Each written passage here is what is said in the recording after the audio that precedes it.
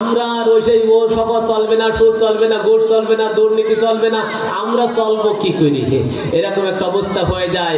আফগানে যখন তালেবানরা ক্ষমতায় আসলো, আফগানে তালেবান ক্ষমতায় আসলে আমেরিকা বলল তাদের সহযোগিতা করা যাবে না, বিশ্ব তাদের বলল সহযোগিতা করা যাবে না, তারা ইসলামী রাষ্ট্র কায়েম করেছে, ওদের সহযোগিতা করা যাবে না।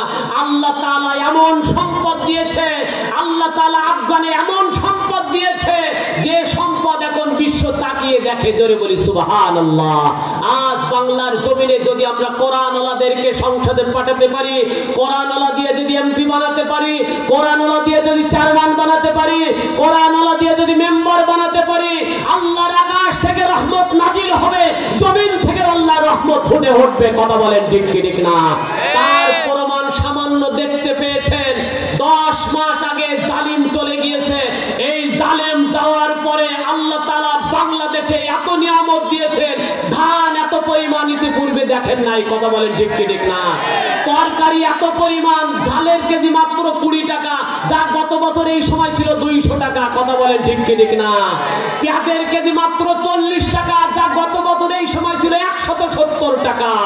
আল্লাহ পাক রব্বুল আলামিন নিয়ামত এত দিয়েছেন, কারণ জালেমের উপর আল্লাহর অভিশাপ চলে, আর জালেম যাওয়ার পরে আল্লাহ তাআলা নিয়ামত ভরে দিয়েছেন। কথা বলেন ঠিক কি ঠিক না? এজন্য নিয়ামতের শুকরিয়া আদায় করার দরকার। যদি নিয়ামতের শুকরিয়া আদায় না করেন, হতে পারে যে কোনো সময় আবার আমাদেরকে সো মেরে আবার জালিমের কাছে তুলে দিতে পারে। কি বলেন ঠিক কি ঠিক না? এজন্য আল্লাহ তাআলা জানিয়ে দিয়েছেন, লাইন শাকারতুম লাযিদান্নাকুম ওয়া লাইন কাফারতুম ইন্না আযাবি লাশাদীদ। আল্লাহ তাআলা বলেছেন, আল্লাহ শুকরিয়া আদায় করো, আল্লাহ তাআলা নিয়ামত বৃদ্ধি করে দেবে। এজন্য সর্বক্ষেত্রে শুকরিয়া আদায় করতে হবে কার? এই শুকরিয়া কি শুধু জবানে সুবহানাল্লাহ, আলহামদুলিল্লাহ, আল্লাহু আকবার, এটা শুধু শুকরিয়া না। শুকরিয়া আপনার শরীর দিয়ে হবে, আপনার জবান দিয়ে হবে, হাত দিয়ে হবে, পা দিয়ে হবে, সব ক্ষেত্রে আল্লাহ তাআলা শুকরিয়া আদায় হবে।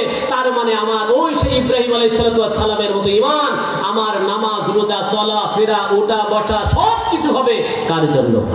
কথা বলেন কার জন্য? আল্লাহর জন্য হবে।